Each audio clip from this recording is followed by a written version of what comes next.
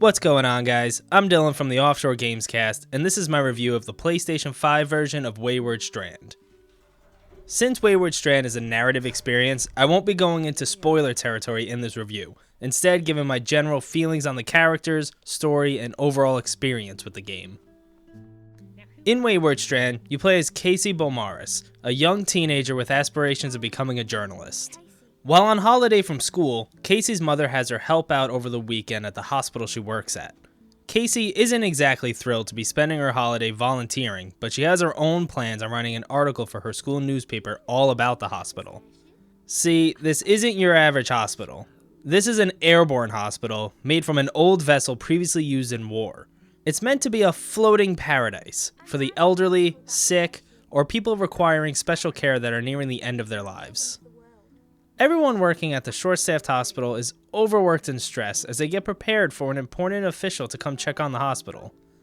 Casey is given one task from her mother and the hospital staff: spend time with the patients. Keep them company, talk with them, help them out, and make sure they're happy. As you explore the 3 floors of the hospital, you'll meet many different and unique patients that you can spend time with. Some are rude and nasty, while others are friendly and inviting.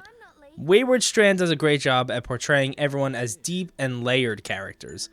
Even the nicest characters have their flaws, quirks, and things that bother them, while the characters that don't seem so nice end up having a good reason for being the way they are. You won't get to know everyone though, as you have to pick and choose who you spend your time with.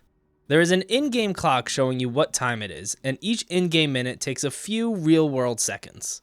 Every character in the game has their own schedule and things to do, making it impossible to learn, see, and do everything in one playthrough of Wayward Strand.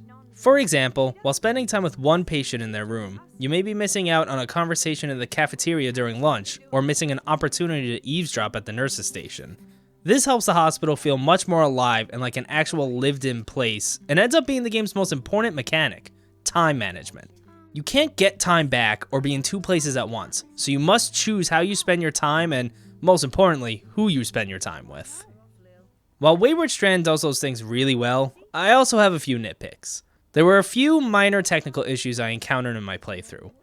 Whether it was the UI taking a moment to update, characters clipping through things, or objects just floating in the air, these things happen frequently enough to become minor distractions. On top of this, I felt that there were times that I couldn't apply the knowledge I had gathered to further advance or solve one of the stories in the hospital.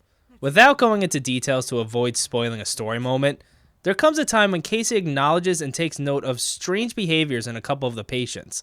However, you're unable to report any of this to the nurses or the rest of the medical staff, leaving you as nothing more than a bystander.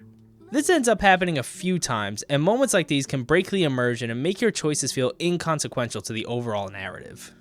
Even with these shortcomings, Wayward Strand shines at making the uniquely set airborne hospital feel alive. By spending time with each character, it's revealed just how layered they all are. Only having so much time makes an important decision of who you choose to spend it with.